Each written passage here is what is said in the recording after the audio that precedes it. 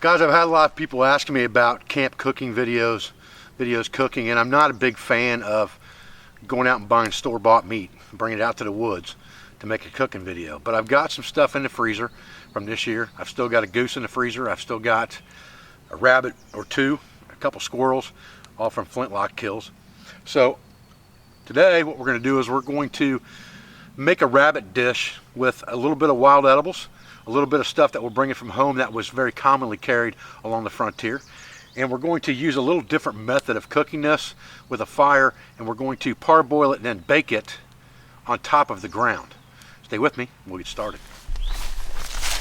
So what we got here is we got a bunch of wild onion right here. And let's kind of dig down in here and pull a few of these up. We got to get down below the bulb if we can. Some of them are pretty far down in there. There we go. You can see these small bulbs in here. These are all little wild onions here. So we're going to collect quite a few of those up if we can. There's another one. That's going to give us a good start on what we want right there. We'll collect up a few more of these, and then we'll have what we want. As you can see, we got a pretty wet fire pit here. It's got some debris in it that's been burned already. I think we just concentrate on getting a little fat wood cut here real quick.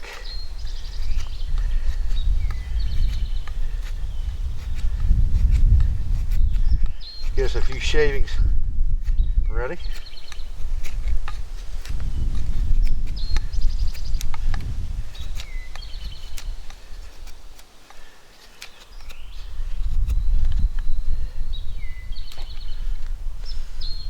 But these will be like small matches once we get something on fire here. Okay. That ought to be more than enough right there to get things going.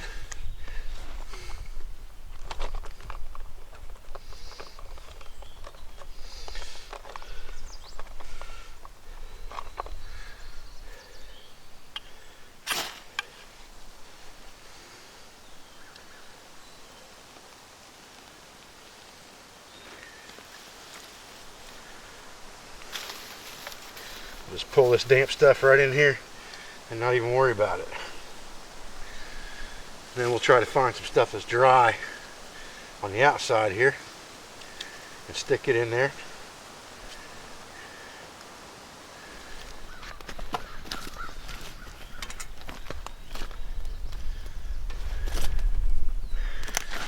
I'll tell you what, we got some nice big fat rabbit in here out of the freezer. Oh yeah. I soaked him in cold water overnight with some salt in there. Now we're going to parboil this dude.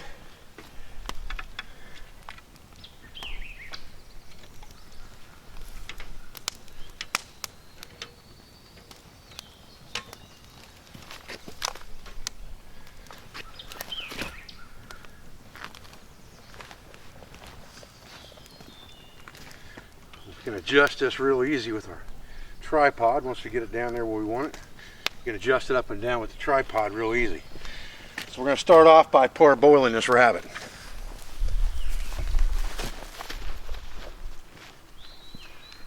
Okay, as we're getting our rabbit parboiled, we got that water heating up. We're going to go ahead and save our wild onions for the pit baking. We're going to take this potato. Potatoes are something very easy to carry. They were carried by folks all the time in the backwoods because they last a long time. And I'm just going to slice this thing up. I've got a single potato. I'm leaving the skin on it. And I'm just going to slice it up into about 1/4 inch sections. And toward the end here, I'm going to put that in the boiling water as well, because we're going to strain that off before we pit bake. Okay, the next thing we're going to put in our pot is a sweet potato. And we're going to cut that dude up again in about 1/4 size chunks. and put that in there at the end of the parboiling process just to soften it up and cook it a little bit as well. I'm going to use about a half of a potato here on this. I'll give you a look at where we're at here on this. We just put those sweet potatoes in there just a second ago.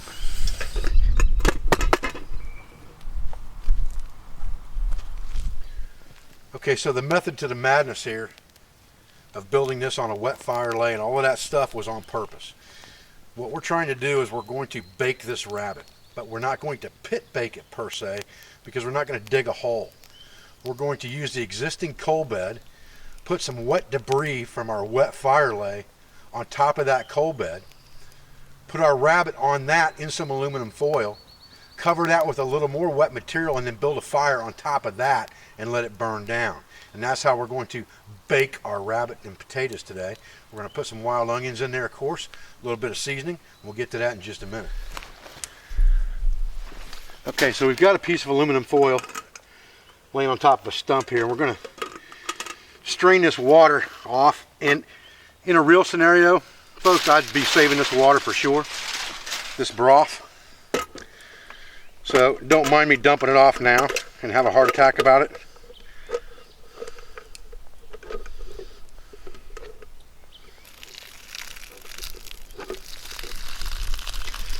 Okay.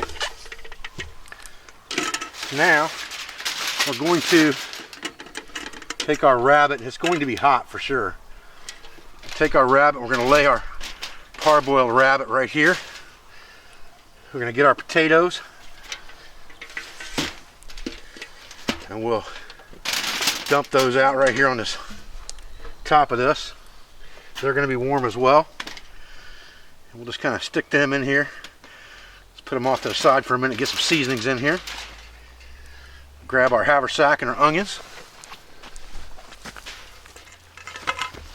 Okay, now we're going to get some Old Bay seasoning, my favorite.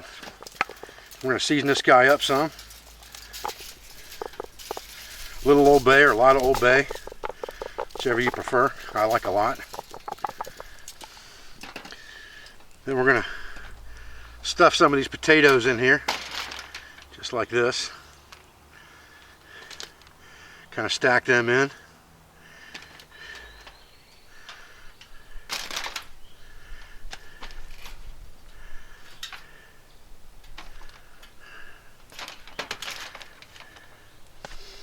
We've got our onions here. We're just going to pinch the tops off of the onions, just like this. I've washed them off a bit. They're not perfect by any means, but they're close enough. And then I'm just going to cut them off with my knife. Stick them in the cavity here as well. Just like that. Kind of strategically place them inside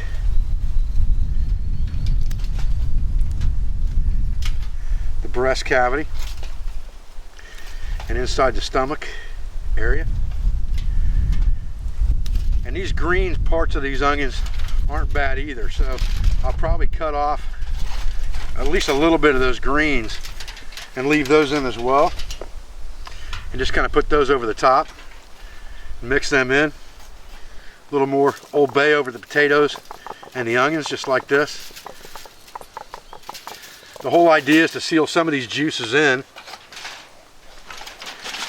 So what we're going to do now is we're going to come over the top of this guy like this and push it down. We've got to be careful with any jagged bones that we have from cutting the limbs off. We want to be careful not to punch a hole in our aluminum foil.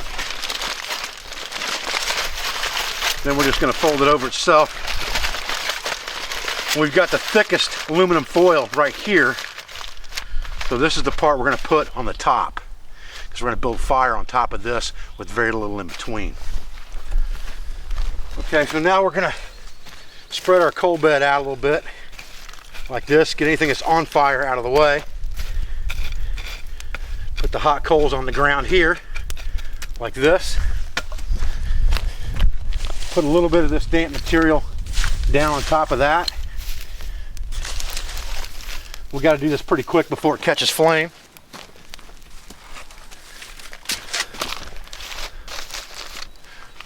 Put what we're going to roast right there.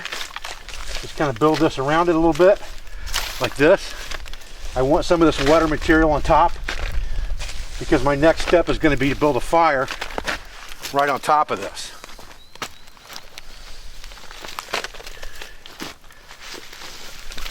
So I don't mind using this damp material to build my fire on top of. And my fire will be built right here.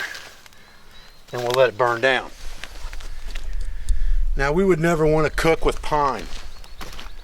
But this pine is not going to touch our food. It's actually going to be on top here. So I don't mind starting this fire on top of this with pine at all. It doesn't bother me.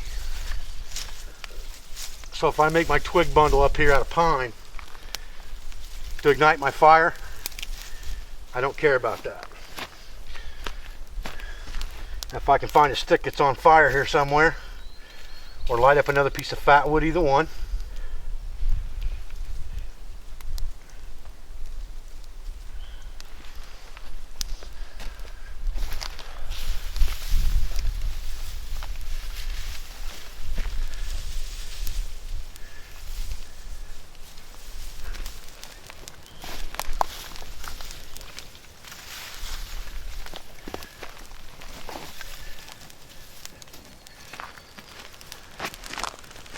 Again, I'm going to feed from the outside of my fire where some of this stuff is dried out.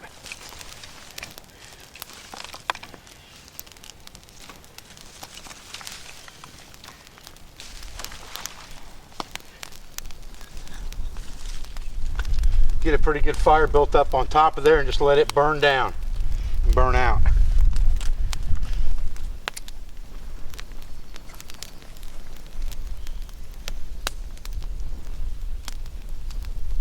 And you can see this fire is really kind of just smoldering. It's not really flamed up and burning hard. It's smoking a lot. That's because I've got damp material in there. And that's exactly what I want it to do, is just smolder. So I'm going to keep feeding this damper stuff that's drying a little bit on top of it and just keep it smoldering. I want to hold that heat in. That's part of the baking process. If I let it flame up and get ridiculous, it's going to scorch that rabbit through that aluminum foil. I don't want that either. So I want to keep that fire almost smothered out, just smoldering like that. Alright, so I've had this thing burning now for probably a good close to an hour, something like that. So now we're going to kind of move this stuff off here and off to the side.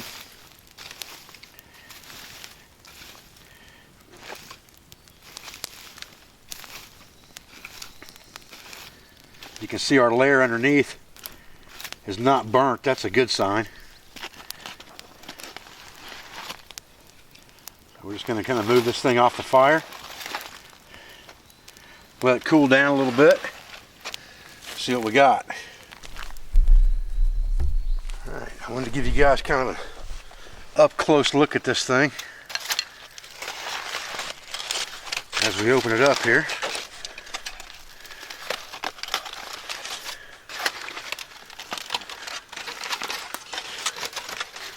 You can see the steam just rolling out of that dude. Look at that. Man, oh man. Now, rabbit doesn't take a long time to cook. It's one of those things that if you overcook it, it's a bad thing. So when I've baked something like this, what I try to do is to check and see if I think it's going to be done, is I'll check the potatoes. If the potatoes are soft all the way through and they're done, chances are that rabbit is plenty done. And the yams or the sweet potatoes are soft all the way through as well. You can see that. So that means that this rabbit is going to be good to go.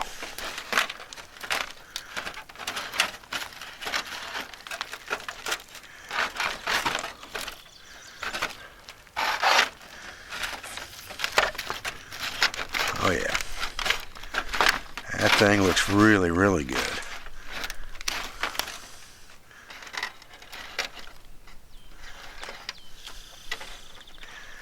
That thing is cooked just about perfect, I would say, by cutting that up.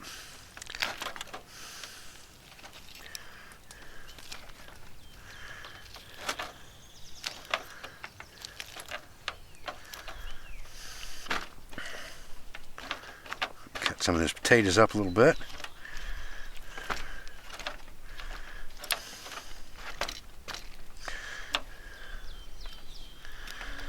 Nothing left now but the taste test, fellas. Fellas, let's see what we got here. Oh man, that thing didn't even have to hit my lips. You know how good that was.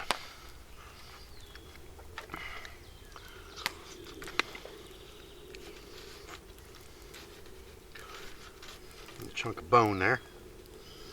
Get that out. Gotta watch for shot if you've killed one of these things with a shotgun or a muzzleloader.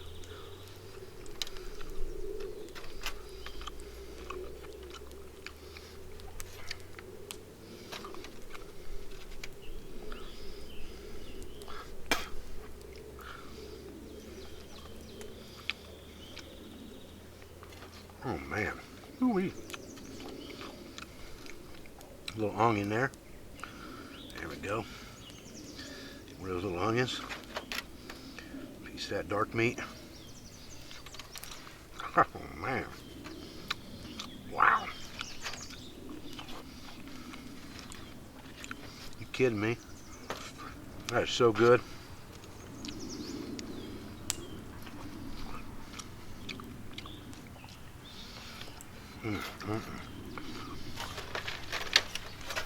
Boys, it don't get no better than that. Fellas, that old Hassenpfeffer made a mighty fine lunch. I'm going to take the rest of that up to my father-in-law. He loves wild game. He's feeling kind of poorly, so I'm going to take him some of that. I think he'll enjoy it. I appreciate you guys joining me out here for this quick camp cooking type video. Cooking up baking some rabbit in a fire. I thank you for your support. I thank you for your views. I thank you for everything you do for our school, for our family, for our business, for all my instructors, sponsors, affiliates, and friends. And I'll be back with another video as soon as I can. Thanks, guys.